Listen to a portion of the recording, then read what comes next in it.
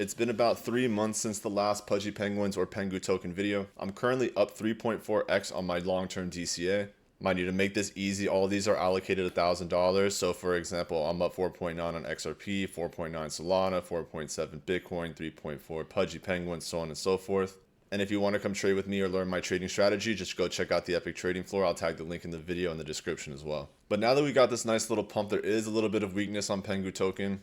You can see on the hourly chart, we do have a nice little bit of healthy retracement potential. I threw Fibonacci on here, and even if this dropped down to the Epic Golden Pocket, that's about a 35% loss. But that's still going to maintain a very healthy sentiment, because if it was to drop anywhere in this range, for example, this could easily push up to TP2 to TP3, which is going to get us to one of the next major points that I would be looking to take profit. And that'll get us in between the 0.043 all the way up to 0.05 range. And at the same time, on the shortest terms, I would not be surprised to see this come back up one more time.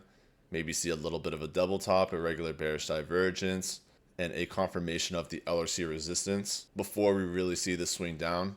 And then looking at this from a long-term perspective, we still have plenty of room to test those range highs, which up into that TP2 to TP3 is going to be about a 65% move from current price. If we were to drop down to the 7860, for example, that could potentially be upwards of a 130% trade. And then from that retracement all the way to the all-time high, that's going to be a 240% move and a 146% move from current price.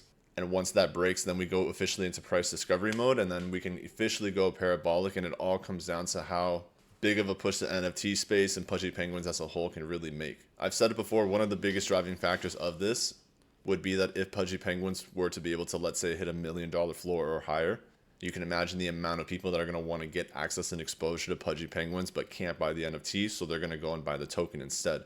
But overall, I'm still very bullish on PENGU. I've already cleared my moon bag, so I have no risk on my long-term DCA. It's all house money at this point. And I'm definitely looking forward to seeing what can happen with price action going into the next 6 to 12 months. So if you have any questions, don't hesitate to drop them in the comment section. Hit that subscribe button if you're not subscribed already. If you learn anything, drop a heart. And if you want to come trade with me, go check out the EPIQ Trading Floor.